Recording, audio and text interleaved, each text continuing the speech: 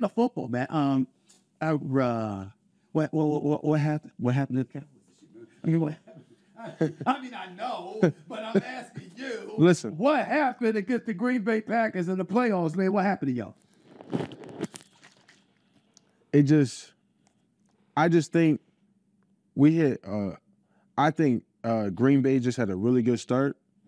And all year we've been a front-leading team. Right. We get to establish some things. We mix in the run, play action.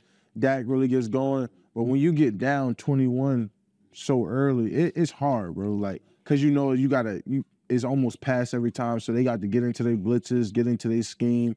Schematically, they was just clicking on all cylinders. And when you're clicking on all cylinders, it's hard to win. DeMarcus Lawrence came on First Take Super Bowl week. They're show on ESPN every week. They won today in the 12. And he comes on the show, and he said, guys might have been a little tired. He said, because so much is expected of us. Every game is like somebody's Super Bowl. So we go through stuff that most teams don't go through, and I think that guys were a little bit fatigued. When you heard he said that, what were your thoughts? Don't get me wrong. Yes, I agree that teams play us like the Super Bowl. We are the Dallas Cowboys. But in the end, that's not a good enough reason or excuse to say that publicly. If you said it to someone else, you know what I'm saying? Like, one-on-one, you know what I'm saying? Cameras off, sure, be my guest. But when I feel like once that regular season ends and they get in a playoff, you're supposed to get rejuvenated. Like, this is a whole new me, whole new you. Like, we need to get ready. And that's part of that culture stuff where I was talking about, where I want to dive into the players that we got to change. Like, it should never, you should never go into a game like I'm tired, like I'm ready to go home. Because that's exactly what's going to happen, and it did happen. I'm coming to the game every week like, man, I got 4 more weeks left. I don't know what y'all got, but I got 4 more weeks left. Like, that's part of the culture and identity that I just feel like we're missing. Like, that's just something like I don't agree with at all. Like, regular season, all right, yeah, I'm tired, like I'm wore out. But as soon as playoffs hit, knowing how limited and how hard it is to win in playoff game, I would never say I'm tired or I feel fatigued, because that's my job to not feel that way. Yeah, Big JTV, like, comment, sub. Appreciate y'all for showing love on the channel. Everybody, new people, old people, you know what I mean? Hit that like button, best way to support. That's the sponsor of this channel. The only sponsor is that like button, so make sure to press that. But guess what? I really, really like that clip right there that Micah Parsons just said, not only about the Cowboys, but this can relate to most teams in the playoffs, to start off with that, but especially as a Baltimore Ravens fan, I can really relate to that. You know what I mean? Because at this point, Lamar Jackson is the AFC Dak Prescott. And let's keep it real, that's what he is. I hate to say it. I even hate to say those words. But it's the facts. It's the facts. And what Micah Parsons was saying there was about the fact that some teams, specifically great teams, specifically like the Chiefs, you know, and before it was the Patriots, they turn it on during the postseason, right?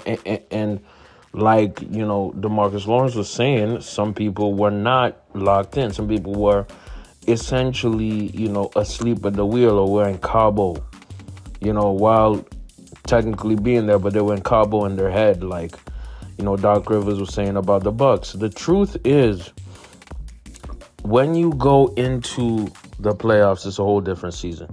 It's a whole new vibe. It's a whole new energy.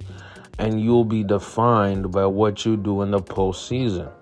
See, in a few years, Eli Manning is going to the Hall of Fame.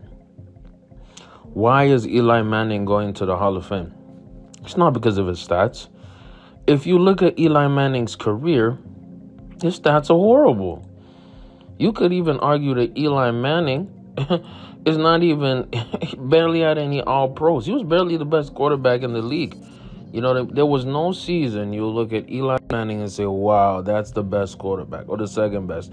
Dude was never no MVP votes. But when that offseason came, that postseason, my bad, when that postseason came, this man decided, nah, it's time to turn up. And he turned up so hard that he beat Brady twice in the Super Bowl.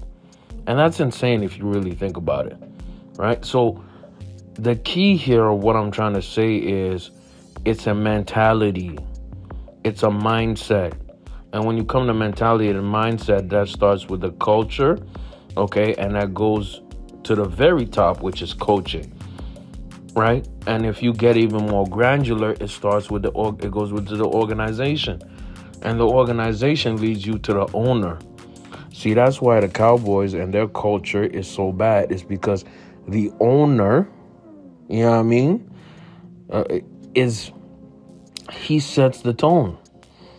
Jerry Jones sets the tone. And if he's setting up the tone for a team with expectations that are too high, with such a huge sink or swim mentality, you start to see that mentality go down all the way to the football player and all the way down to even the ball boy. You know what I mean? Everybody feels it. Everybody feels that pressure. And you know what? For the past 28 some years, the Cowboys have failed under that pressure. And you need certain guys to change that culture. But when you have the head, it's so hard to fix everything else when the head is severely messed up. That's why when you had a coach like Jimmy Johnson, he was such a, counterbalance to the effery that Jerry Jones was doing, right? If I'm talking about my Baltimore Ravens, you look at the Ravens roster, you look at the squad, we had the best team in the league last year. And you even had Chris Jones at the Super Bowl after the Chiefs won the Super Bowl. Chris Jones said, yeah, the Ravens were the best team we played. He just won and then told the truth. He just said, hey, F it. We beat the best team. And how did they beat the best team? They beat the best team because they have a coach and quarterback who have such an elite winning mentality that they mentally won before they even physically won. See, why do we love football? We love football because it's not only a physical sport, it's also a mental sport. You feel me? So the thing is, what Micah Parson is realizing is that it starts with the culture. You can't have a losing culture. Dallas Cowboys are a losing culture. We all know this. And I think Micah Parsons, within his 4 years in the league, he not only knows this, but he understands this. And that's why I believe before Micah Parsons is done with his career, he will have a ring. I see it. Will it be in Dallas? That's debatable. But his mentality will lead him to a championship. And that's what I firmly believe. So that was a great, take by Micah Parson. I think he'll be a good media guy as well. Shout out to Micah Parsons, man. Shout out to Micah Parsons. And shout out to Stephen A. for getting that interview. Imagine how Skip Bayless feels right now. Skip was supposed to have Micah on Undisputed all season last year. Crazy. And now Micah is cussing him out on Twitter and going on Stephen A. Smith's show. How crazy is that, man? Appreciate y'all for tuning in. It's been Big J TV. Check out these videos on the end screen. I'm out.